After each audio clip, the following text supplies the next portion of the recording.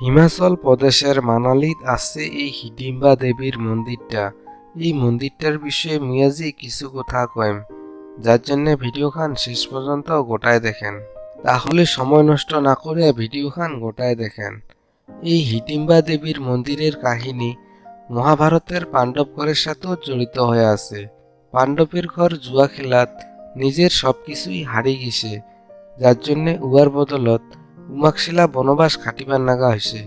বনবাস খাটিয়া বেড়াইতে বেড়াইতে এরকম সময় আছে যেইখান বনত যায় উমা হাজির হইছে, আর ওই বনখান রাক্ষস আর রাক্ষসীর অঞ্চল আছিল।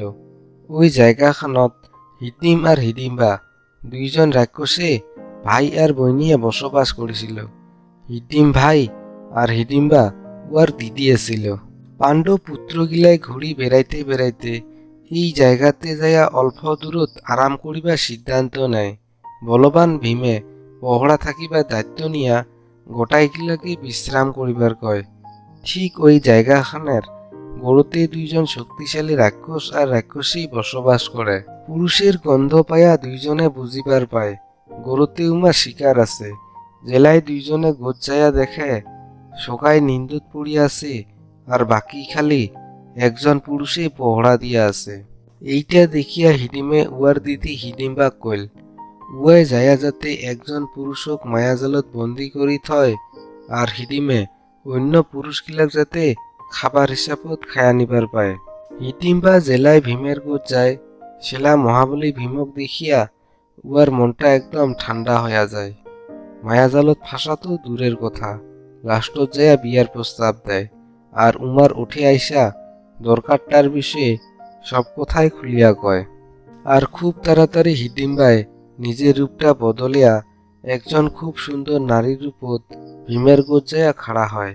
আর উয়াই কয় কেমন করি উয়ার ভাই আর হিডিম্বায় পঞ্চ পাণ্ডবের ঘরক খায়া ফেলার সিদ্ধান্ত করিছে। আর মহাবলী ভীমে হিডিম্বার ওই বিয়ার প্রস্তাবটা স্বীকার না করে। অন্য পাকে থাকিয়া উয়ার ভাই হিডিমে এইসব ঘটনাগুলা দূরের থেকে দেখি হিডিম্বার উপরও রাগ হইয়া গেছে। আর গোট যাইয়া জিজ্ঞাসা করে, দিদি আপনি একজন পুরুষক মায়াজালত ফেলা বাদ দিয়া কি করিবার ধরিছে? উয়ার ভাইয়ের কথা শুনিয়া হিডিম্বাই কয়, মোর উয়ার সাথত প্রেম হইয়া গেছে, আর মুইয়াক বিয়াও করিম। দিদির কথা শুনিয়া হিডিমে কছে, আমার রাক্ষসের বংশ, মানুষের সাথে বিয়া হবা না পাই। এমন করি কইয়া উয়ার দিদির গোট যাইয়া মায়ের দিবার চাচ্ছে। আর ওইটা দেখিয়া মহাবলী ভীমে কইছে, ওই দুষ্ট রাক্ষস, তোর যদি এতই শক্তি আছে তাহলে একজন মহিলার নগদ নহয় একজন পুরুষের নগদ যুদ্ধ করে। এমন করি কইয়া দুইজনকার মাজত পুরা যুদ্ধ আরম্ভ হয়। যুদ্ধর শব্দ শুনা পায়া বাকি পাণ্ডব গিলারও ঘুম ভাঙি যায়া উমাও বোধ পায়, কিন্তু কাহয় যুদ্ধ হস্তক্ষেপ না করে, কারণ ভীমের শক্তি আর যুদ্ধ কৌশলের উপরত সকারে উমার সম্পূর্ণ বিশ্বাস আছিল। ভীম আর হিডিমে দুইজনকার মাজত পুরা যুদ্ধ হইছে।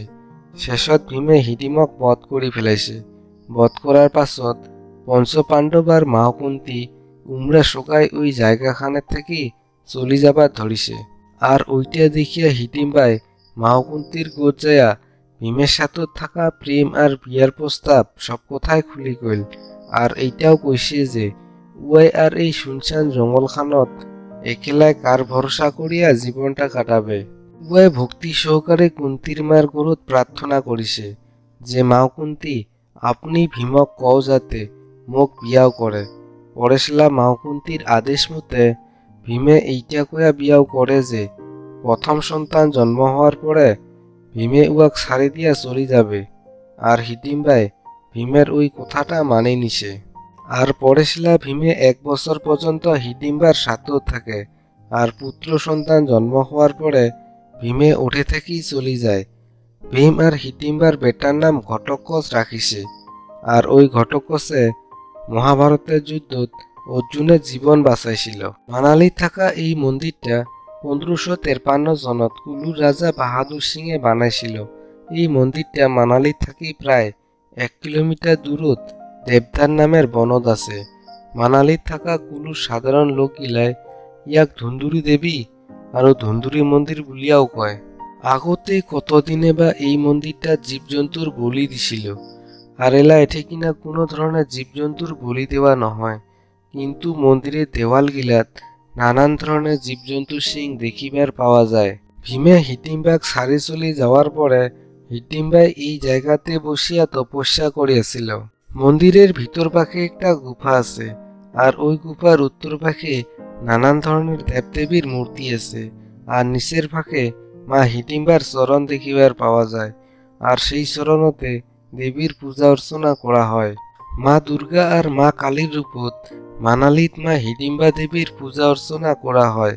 নবরাত্রিত মা হিডিম্বা দেবীর পূজা খুব ধুমধাম করিয়া পালন করা হয়। মন্দিরটা সাধারণত গোটাটাই কাঠের দিয়া বানোয়া। মন্দিরের ভিতর আর বাহিরের সব বস্তুই কাঠের, খুব সুন্দর করে বানোয়া হয়েছে। ভিডিওখানে শেষত একটা লাইক দেন, আর ভিডিওখান কেমন লাগিল কমেন্টত জানান।